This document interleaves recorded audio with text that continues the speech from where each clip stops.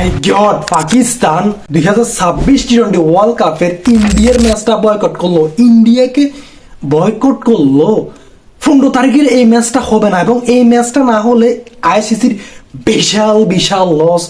O my god, ICC এখন কি করবে? তবে এই ম্যাচটা পাকিস্তান শুধুমাত্র বয়কট করছে বাংলাদেশকে সাপোর্ট করার জন্য। Can you imagine? Oh my God, Pakistan realize করছে যে বাংলাদেশের সাথে আইসিসি যেটা করলো, ইন্ডিয়া যেটা করলো, এটা একদমই আনফেয়ার ছিল, অন্যায় হয়েছে।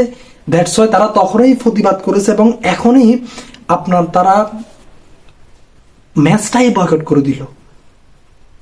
এই ম্যাচটা বয়কট করার পরে টি-20 ওয়ার্ল্ড কাপের জাস্টই তারা ঘোষণা করলো, অ্যানাউন্সমেন্ট করলো। তবে আমার কথা হচ্ছে যে বাংলাদেশের অনেকেই ভেবেছিল যে পাকিস্তান হয়তো বাংলাদেশকে সাপোর্ট করতে গিয়ে তারা পুরো টি-20 ওয়ার্ল্ড কাপটাই বাংলাদেশের মতো বয়কট করবে।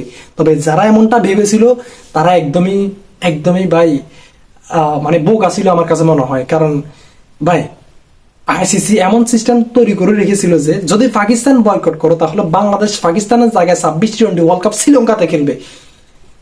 তো তাহলে পাকিস্তান ভাই এই জিনিসটা কি কখনো করতে পারে যে যাদেরকে সাপোর্ট করবে তারাই তাদের জায়গায় গিয়ে খেলবে, যাদের জন্য টি-20 ওয়ার্ল্ড কাপটা বয়কট করবে তারাই তাদের জায়গায় গিয়ে খেলবে?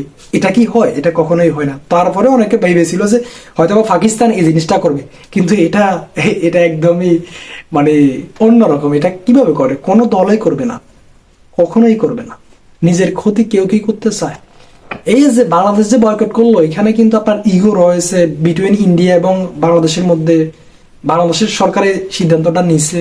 তো ক্রিকেটের মধ্যে পলিটিক্স, ওভারঅল বাংলাদেশ ক্রিকেটেরও কিন্তু অনেক ক্ষতি হয়েছে জানেন। বিশাল অ্যামাউন্টের টাকা বাংলাদেশেরও ক্ষতি হয়েছে, আইসিসিরও ক্ষতি হয়েছে, বাংলাদেশে খেলতেছে না। এখন যে আপনার পাকিস্তান আপনার ইন্ডিয়ার এই ম্যাচটা বয়কট করলো, বিশাল বিশাল পরিমাণে আইসিসি লস। এবার দেখা যাক আইসিসি কি করে। তবে এই জিনিসটার জন্য আমরা অপেক্ষা করতেছি।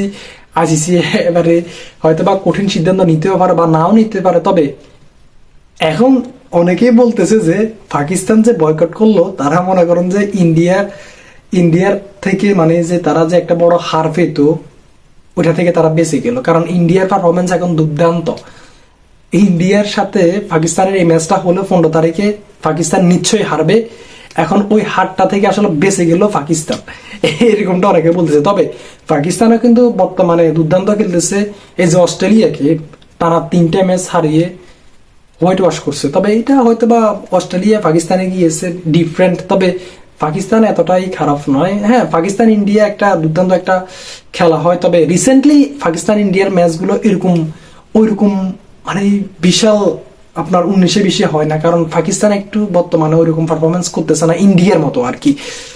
দেখা যাক কি হয় লাস্ট পর্যন্ত আইসিসি এখন কি সিদ্ধান্ত নেয়। তবে যদি লাস্ট পর্যন্ত ম্যাচটা যদি না হয় তাহলে আইসিসি লস হবে। এবং কি দেখেন ভাই, এই ম্যাচটা না হলে পরবর্তীতে যদি ফাইনালে 2 দল মুখোমুখি হয় বা সেমিফাইনালে 2 দল মুখোমুখি হয় বা আরো একটা কঠিন ম্যাচে গিয়ে 2 দল মুখোমুখি হয়, তখন কি করবে? এই জিনিসটা একটু কমপ্লিকেটেড মনে হচ্ছে আমার কাছে। দেখা যাক এখন আইসিসি কি সিদ্ধান্ত নেয়। আপনাদের মতামত জানান কমেন্ট বক্সে। আল্লাহ হাফিজ, দেখাবে পরবর্তী কোনো আপডেট নিয়ে। আসসালামু আলাইকুম।